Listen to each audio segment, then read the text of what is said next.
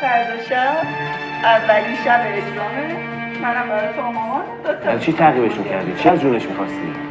چون دنبال ناموس مردم خواستم خونشون از این خونه بام کنم برم بیرون. بالاخره یه روزی که میخوای بری خودت همیشه میگی اینجا جایی پیشرفت نیست. تو برو، من و بهروزم از دوری تو اینجا بگذره که اصلا یادت بره. شما مأموری؟ چی هستی راه افتادی تو خیابون مردم رو کتک می‌زنی؟ خوردی دوست دخترتون، من همه کارتم. حاج آقا داره دروغ میگه مثل سگ. دختر من اهل این کثافت کاریا فکر کردی مملکت قانون نداره؟ هر کی هر کیه؟ این دو تا کره خر چرا باید به من میگن قرومسا؟ من که میدونم اینا از یه جایی داره آب میخوره. صدا تو بیار پایین. این چرت و پرتا چی میگی؟ اکنه بهشون گفتی آره؟ مگه قرار نبود دهنتو ببندی؟